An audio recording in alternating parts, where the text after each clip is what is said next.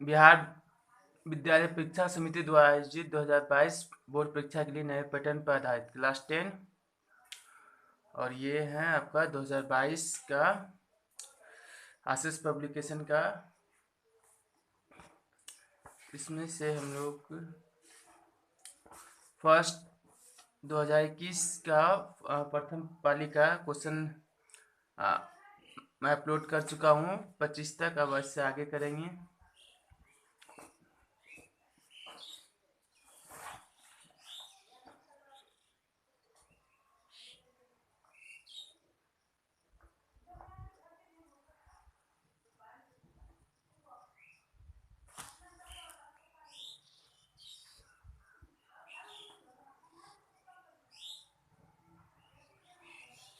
हम्म, 25 तक हो गया था। अभी ये 26 से हम लोग करेंगे। है कि समांतर श्रेणी 2,7,12, का 10वां पद है। कौन सा? 50, 40, 47, 53। कौन सा होगा आपका? 26 का ये सी होगा। समांतर श्रेणी पहले भी पूछा जा चुका है। देखिए समांतर श्रेणी तो 26 का सी होगा।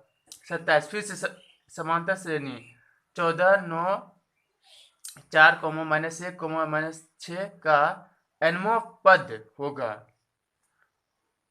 nवां पद इसका क्या होगा? ये फिर से देखिए समांतर श्रेणी, यहाँ से क्वेश्चन हमेशा पूछा जा रहा है। तो इसमें से कौन सा होगा?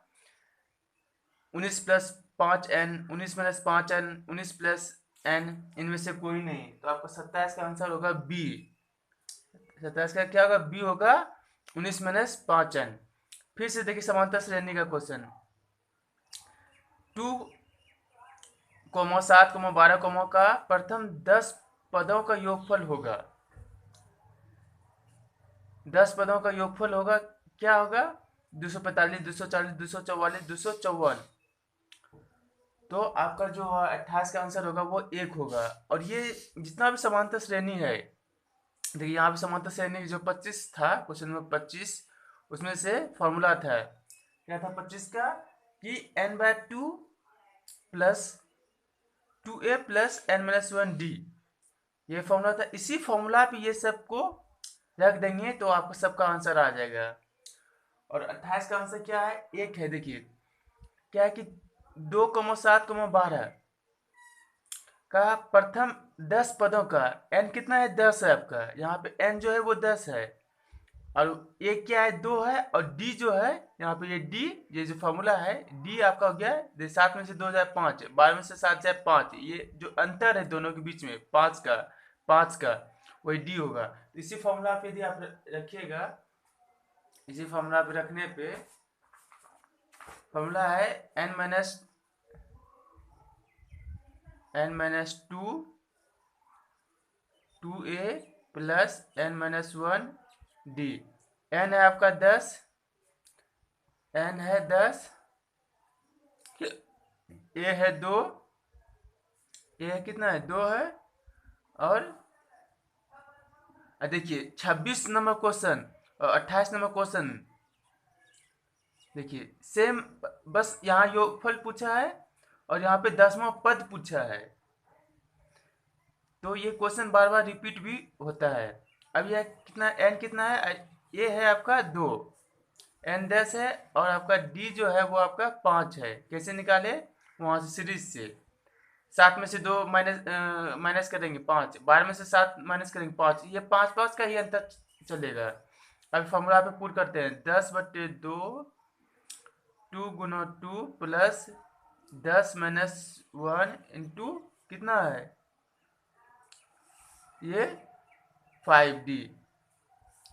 अब देखिए 2 से 10 को घटाएंगे, अब 5। इसको ये पहले जोड़ेंगे नहीं, पहले क्या आता है? पहले गुना का काम होगा, फिर जोड़ का। तो 2 गुना 2 4, प्लस की जगह प्लस लिखेंगे। 10 में से 1 घटाएंगे, कितना होगा? 9। और गुना ये 5 है। 9 गुना 5, ये यहाँ कुछ नहीं है तो क्या रहता है? क्या रहता है? गुना रहता है इंटू। तो अब पहले ये नहीं कि पहले 9 को 4 में जोड़ देंगे तब 5 से गुना करेंगे, नहीं, पहले जोड़ है पहले, उसके बाद यहाँ गुना है। तो पहले काम किसका होगा? गुना का होगा। तो फिर से आ गई, यहाँ 5 बाहर में है, 4 प्लस 9, 9 बचे 45। अब इन दोनों को जोड़ेंगे तब 5 से गुना करेंगे, 5 को लिख दिए, 45 में 4 जोड़ेंगे 49, अब 5 से गुना कीजिए, अब 49 गुना 5, 9 बचे 45 के 5 बाकी रहा 4, 9 बचे 45 के 5 बाकी रहा 4, अब 5 चौके 20, 20 4 24, 245, 245 कहाँ था आपका, ए में था। वैसे ही आपका यही फॉर्मूला आपका लगेगा 26 में, 27 में भी और 28 में भी।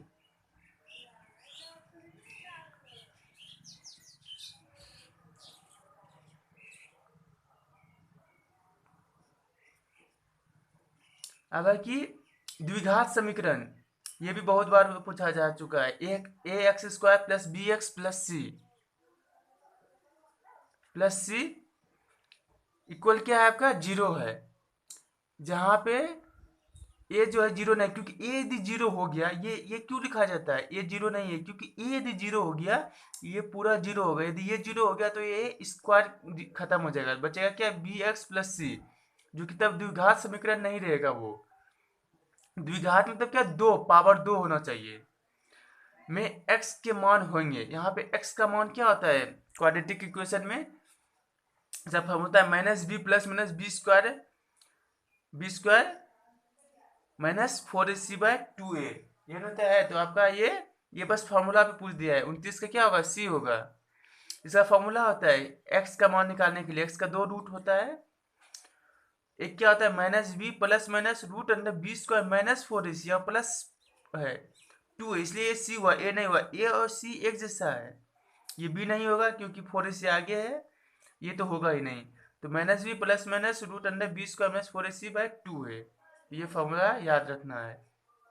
30, 29 का सी हो गया 30। बिंदुओं 9,3 एवं 15,11 के बीच की दूरी है। इन दोनों के बीच की दूरी क्या है, देखिए 11 होगा, 10 होगा, 13 होगा, 12 होगा, तो 30 का आपका हो जाएगा बी। 30 का आपका क्या हो जाएगा, आपका हो जाएगा बी होगा क्योंकि उसके बीच की दूरी क्या होगी, वही हो जाएगी। और ये निकालते कैसे हैं, देखिए ये 30 का जो हुआ, 30 का आंसर 10 हुआ कि 2 बिंदु है उसके बीच की दूरी पूछा है। तो ये देखिए उसको कैसे निकालते हैं। बिंदु कौन सा है, 9,3 था 30 नंबर का, 9,3 था। एक क्या था, 15,11, यही था। इनके बीच की दूरी, यदि कोई 2 बिंदु, यहाँ ये है x, ये है y, ये भी है x, ये है y, ये x है x1 y1, ये x2 y2। अब इन दोनों के बीच की दूरी के लिए क्या करेंगे, बस ये रूट करेंगे और इसके इन दोनों के x को घटाएंगे, तो 15 में से 9 जाए, दोनों x को घटा के स्क्वायर कर देंगे और दोनों y को घटा के स्क्वायर कर देंगे, 11 में से 3 जाए। ये कुछ ना, 3 में 11 घटाइए या 11 में 3 घटाइए, ये स्क्वायर है तो ये माइनस भी होगा तो वो प्लस हो जाएगा। अब देखिए रूट अंडर 15 में से 9 जाए 6, 6 का स्क्वायर प्लस 11 में से 3 जाए 8, 8 का स्क्वायर हो गया। तो 6 के 36, 8 64, ये कितना हुआ, 64 में 36 को जोड़ेंगे कितना हुआ, 100, 100 का रूट कितना होता है आपका 10, आंसर आ गया। तो बिंदुओं के बीच की दूरी क्या होगा, 10 होगा, 30 का बी हो जाएगा। अरे किसी वृत्ताकार 31 नंबर क्षेत्र की परिधि क्या है, 4 पाई। याद है वृत्त से क्वेश्चन पूछा गया है, कहाँ से क्वेश्चन, वृत्त के क्षेत्र से। तो उसकी त्रिज्या होगी, कितना हो जाएगी उसकी त्रिज्या, कह रहा है कि किसी वृत्ताकार क्षेत्र की परिधि, उसकी परिधि जो है वो 4 पाई है, तो उसकी त्रिज्या कितने मीटर की होगी। तो 31 का आपका आंसर जो होगा वो 2 मीटर होगा। 31 का क्या होगा, 2 मीटर, 1 मीटर, पाई मीटर, इनमें से कोई नहीं। तो इनमें से जब मैं 2 है तो ये होगा नहीं, 2 कैसे हुआ, उसकी त्रिज्या ये दे। इसका फॉर्मूला आप लोग पढ़े होंगे 31 में, देखिए 31 का फॉर्मूला जो होता है कितना है, ये यहां से ये इसी को कहते हैं परिधि। इसको क्या कहते हैं, परिधि। यहाँ से इसको क्या कहते हैं, त्रिज्या। यहाँ से यहाँ इसको क्या कहते हैं, इंग्लिश में डायमीटर कहते हैं, हिंदी में व्यास कहते हैं। तो यहाँ से यहाँ तक के हमको पूछा है, ये दिया हुआ है। तो वृत्त की परिधि का फॉर्मूला होता है, वृत्त की परिधि का फॉर्मूला क्या होता है, 2πr। और इसकी वैल्यू दिया हुआ है कितना, 4π। यही दिया हुआ है। ये कह रहा है कि वृत्ताकार क्षेत्र की परिधि 4π मीटर है, लेकिन फॉर्मूला क्या होता है, 2πr। और ये कहता है कि नहीं ये है, तो ये दोनों बराबर हो जाएगा। ये एक इक्वेशन हो गया। अब देखिए, अब हमको r चाहिए, जिसको कहते हैं त्रिज्या। तो r को इधर रखेंगे, इन दोनों को इधर करेंगे बराबर। यहाँ पे दोनों गुना में है तो बराबर किधर आएगा, दोनों क्या भाग में हो जाएगा। तो 4π, इसको यहाँ नीचे आ जाएगा 2π। पाई से पाई कट गया, 2 से 4 कटेगा 2 बार में। तो r बराबर क्या हुआ, 2 मीटर।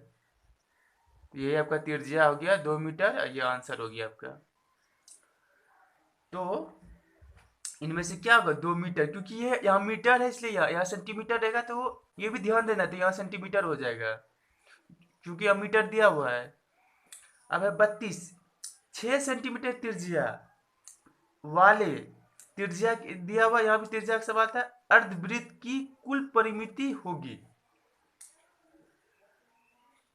कहता है कि कुल परिमिति क्या होगी, अर्धवृत्त की कुल परिमिति कितना होगी। तो आपका जो आंसर होगा वो आपका 32 का हो जाएगा, आपका बी। कि अर्धवृत्त है, यहाँ था पूरा वृत्त था, परिमिति परिधि, यहाँ जो है परिमिति, दोनों सेम है। कि परिधि और परिमिति दोनों सेम है, मतलब ये बाहरी जितना भी है उसको सबका सम। कहता है कि कितना होगा, तो आंसर आपका 32 का क्या है, बी है। बी कैसे हुआ वो बता रहे हैं, देखिए 32 नंबर था। त्रिज्या आपका कितना दिया हुआ है, 6। यहाँ देखिए, यहाँ सेंटीमीटर है, तो यहाँ भी सेंटीमीटर सेंटीमीटर सेंटीमीटर, यहाँ मीटर बोला जाता तो गलत हो जाता, सेंटीमीटर ही होगा, क्योंकि ये सेंटीमीटर में दिया हुआ है, ये भी ध्यान देना है। यदि तो त्रिज्या आपका हो गया 6 सेंटीमीटर। अब देखिए, पूरा वृत्त का जो परिमिति होता है, या जिसको परिधि कहते हैं, वो होता है 2πr।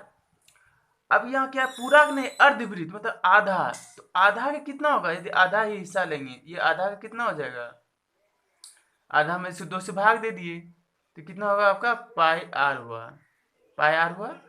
लेकिन जब ये आधा रहेगा तो ये भी तो रहेगा ना, ये भी रहेगा, सिर्फ ये πr नहीं होगा, क्योंकि ये तो इसका यहाँ से यहाँ तक क्या हो गया, πr। ये भी तो है, तो ये कितना है, यहाँ से यहाँ r, यहाँ से यहाँ r, एक r, ये r जिसको कहते हैं व्यास, ये कितना हुआ, r प्लस 2r।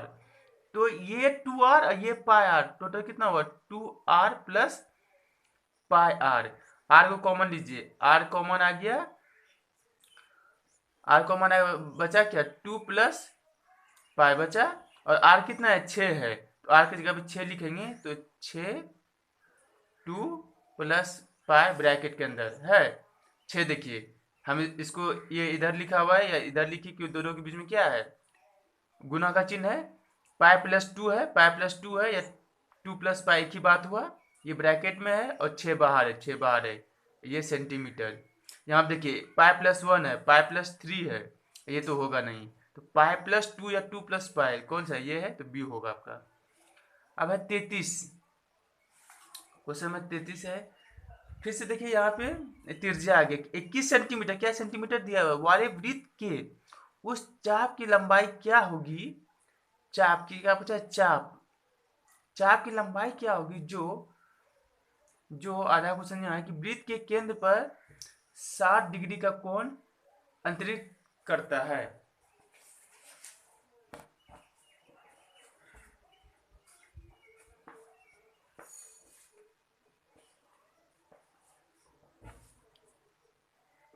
कितना कहता है, 60 डिग्री का कोण अंतरित करता है। 33 नंबर क्वेश्चन में कि 21 सेंटीमीटर त्रिज्या वाले वृत्त के उस चाप चाप की लंबाई क्या होगी, जो वृत्त के केंद्र पर, वृत्त के केंद्र पर 60 डिग्री का कोण अंकित करता है। तो 21 सेंटीमीटर, 23 सेंटीमीटर, 22 सेंटीमीटर, ये कौन सा हो जाएगा आपका 33 का। तो 33 का आंसर हो जाएगा आपका बी। 33 का आंसर क्या हो जाएगा आपका बी हो जाएगा, 22 सेंटीमीटर। अब देखिए 34, दो घनों के आयतनों का अनुपात, दो घन दिया हुआ है, घन से क्वेश्चन है, अब वृत्त खत्म हो गया। 1 अनुपात 27 है, तो उनके पृष्ठीय क्षेत्रफलों का अनुपात होगा। तो यहाँ पे पहले इसका आयतन का फॉर्मूला लिख के और इसके पृष्ठीय क्षेत्रफल का फॉर्मूला लिखने के बाद लंबाई गुना चौड़ाई गुना ऊंचाई होता है। फिर यहाँ पे 2 लंबाई गुना चौड़ाई प्लस चौड़ाई गुना ऊंचाई प्लस ऊंचाई गुना चौड़ाई, ये करने के बाद उसका आपका क्या होगा वहाँ पे आ जाएगा। तो 34 का आंसर हो जाएगा आपका सी। क्या होगा इसका रेशियो होगा सी होगा 34 का। अब देखिए यहाँ बेलन से क्वेश्चन है। एक बेलन जिसकी आधार की त्रिज्या 80 सेंटीमीटर है, ऊंचाई 20 सेंटीमीटर है, तो संपूर्ण क्षेत्रफल एवं वक्र पृष्ठ के क्षेत्रफल का अनुपात बताना है। तो इसका संपूर्ण क्षेत्रफल का फॉर्मूला लिखिए और वक्र पृष्ठ के क्षेत्रफल का फॉर्मूला लिखिए, दोनों को भाग दीजिए, ऊंचाई और आपको त्रिज्या दिया हुआ है, वहां से आपका क्या अनुपात आ जाएगा। और 35 का आंसर होगा आपका डी। 35 का क्या होगा आपका डी। अब देखिए फिर से ये माध्यिका का, और ये माध्यिका पहले भी बहुत बार पूछा जा चुका है। ये बेलन घन तो पहली बार आया है। 8, 7, 12, 15, 10, 9, 11 की माध्यिका होगी, क्या होगी इसकी 10 होगा। 1 2 3 4 5 6 7, 7 है, 10 होगा, 9 होगा, 11 होगा, इनमें से कोई नहीं होगा। तो 36 का आपका आंसर हो जाएगा क्या 10। माध्यिका का फॉर्मूला लगाइए और इसको ये आ जाएगा। तो 36 का 10 ए, ऑप्शन ए। 37 फिर से बहुलक पूछा है, बहुलक पहले भी पूछ चुका है। तो इससे ये होगा कि क्या चीज अधिक बार पूछा जा रहा है वही पूछेगा 2022 में। तो 70, 80, 50, 60, 70, 40, 50, 90, 50, 30 का बहुलक होगा। तो क्या होगा 70, 40, 50, इनमें से कोई नहीं बहुलक। तो इसका आंसर होगा आपका क्या 37 का बी। देखिए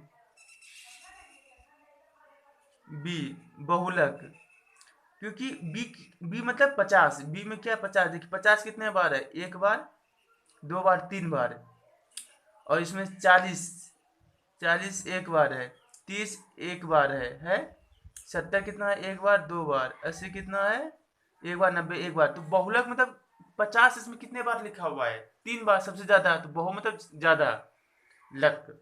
तो 37 का बी होगा। 38 का है कि आपका किसी वर्गीकृत आंकड़ों में यदि xi 5 वर्ग अंतराल का माध्य बिंदुओं हैं, तो FIS संगत बारंबारता है। कहाँ से क्वेश्चन है, बारंबारताएं एवं माध्य है। तो FXI डिवाइडेड बाई FXI वो क्या होगा आपका फॉर्मूला। तो 38 का आपका आंसर हो जाएगा ए। क्या होगा x डैश 2x 3x, इनमें से कोई नहीं x डैश, 38 का ए। 39 चलते हैं। यदि किसी घटना के घटने की प्रायिकता, फिर देखिए प्रायिकता से क्वेश्चन है, P है तो उसके नहीं होने की प्रायिकता होगी, क्या होगी। तो ये हो जाएगा B। P minus 1, 1 minus P, P 1 minus 1 by P, नहीं 1 माइनस P, 1 माइनस P इसलिए होता है क्योंकि देखिए कोई भी घटना, ये 39 है, घटना होने का चांस है P, नहीं होने का chance 1 by P। 1 by P कैसे हो गया, टोटल होने का चांस, होने प्लस नहीं होने बराबर 1 होता है। होने प्लस नहीं होने का चांस 1 होता है। होने का है P प्लस नहीं होने का x, तो यहाँ पे 1, इसलिए x 1 माइनस P। क्योंकि होने का कोई भी चीज, होने का कोई भी चीज नहीं होने, जैसे सिक्का उछालते हैं तो वो मतलब सिर से आएगा कि या टेल आएगा, वो दोनों का चांसेस एक ही है, या तो ये आएगा या तो वो आएगा। तो टोटल होने और ना होने के टोटल सम 1 होता है। यदि एक में होने का p है तो नहीं होने का 1 - p होगा। तो आपका आंसर क्या होगा? 39 का बी। दो पासे, फिर से देखिए, ये कोई इसी चैप्टर से है। पासे को एक साथ फेंका जाता है, कितना पासे? दो पासे। दोनों पासे पर अंक 5 आने की प्रायिकता होगी। दोनों पे 5 आ जाए, ये आपका क्या हो सकता है? 1/2, 1/6, 1/36, इनमें से कोई नहीं। तो आपका 40 का आंसर होगा बी। क्योंकि दो पासे को फेंका गया है। दो पासे में, दो पासे मतलब जिसको कि हम लोग छक्का कहते हैं जब वो खेलते हैं लूडो गोटी, तो वहाँ पे 1 2 3 से 6 तक है। तो ऐसे टोटल 36 बनते हैं, ये आपको पढ़ाया गया होगा। तो 5 5 एक ही बार आ सकता है, तो इसलिए 1 टोटल नीचे आने की चांसेस 5 5 दोनों पे 1, तो इसलिए 1 है। 41, यदि 4, 5, 9, 11 और x का माध्य 7 है तो x का मान, फिर देखिए माध्य से क्वेश्चन है। माध्य से बहुत क्वेश्चन आ रहा है कि 7 है तो x का मान निकाले, 6, 4, 8, 7, तो माध्य का फॉर्मूला लगा, इसमें कुछ भी नहीं है। आपका 41 का आंसर हो जाएगा ए 6। 42, कि द्विघात समीकरण, फिर से देखिए द्विघात समीकरण पूछा गया है, ये पहले भी पूछा गया है। 4x² + 4x + 1 = 0 के मूल्यों की प्रकृति होगी। उसका मूल्य मतलब जिसको रूट कहते हैं, कि उसकी प्रकृति मतलब कैसा नेचर होगा? वास्तविक और असमान, वास्तविक और बराबर, कोई मूल्य वास्तविक नहीं, इनमें से कोई नहीं। तो आपका 42 का जो आंसर होगा वो आपका हो जाएगा 42 का बी। तो वास्तविक और बराबर होंगे रूट, जो उसका रूट निकलेगा। और ये रूट कैसे निकले? यहाँ देखिए 39 में फॉर्मूला दिया हुआ है, -b + -b² - 4ac/2a। तो वो देखिए वास्तविक, और आपका यहाँ पे फॉर्मूला आप रखने के बाद वो आपका आंसर आ जाएगा। अब 43, यदि 3α = 90 डिग्री है तो sin अल्फा का मान होगा। sin अल्फा का मान कितना हो जाएगा? तो आपका ये हो जाएगा 43 का आंसर हो जाएगा आपका सी। 43 का आंसर क्या होगा? 1/√3, √3/4, 1/2, √3/2। सी होगा 1/2। सी कैसे हुआ? देखिए इसमें ये ट्रिग्नोमेट्री का फर्स्ट क्वेश्चन है, ऐसा क्वेश्चन अभी तक पूछा नहीं गया है। देखिए 3α बराबर कितना है? 90 है, इसीलिए अल्फा बराबर 3 से भाग देंगे, 90/3 कितना हुआ? 30 आया, तो अल्फा का मान हो गया 30। अब यहाँ का साइन अल्फा क्या कर रहा है? यहाँ पे देखिए साइन अल्फा, तो अल्फा 30 है तो साइन 30 का मान क्या होगा? तो साइन 30 का मान कौन नहीं जानता है? आपको याद होगा 1/2 होता है, तो ये 1/2 वाला आंसर हो जाएगा। फिर sine 45 + theta minus cos 45 - theta equal to, ये आपका इसको sine A minus sine A + B minus cos A - B का फॉर्मूला आप यहाँ पर रखिएगा, दोनों टूट के, और आपका आंसर आ जाएगा 44 का सी।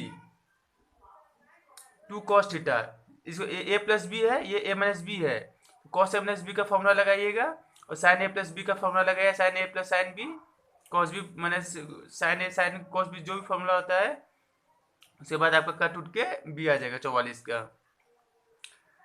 45 देखिए, 45 पे चलते हैं कि रेखीय समीकरण, ये फर्स्ट बार आया है यहाँ, रेखीय समीकरण युग्म 5x + 2y = 16 एवं 7x - 4y = 2 के हल हैं। इसको हल करना है, तो x = 2, y = 3, x = 1, y = 3, इसको हल कुछ भी नहीं है, ये फर्स्ट क्वेश्चन ऐसा आया है। इसको हम लोग हल ऐसे करते हैं।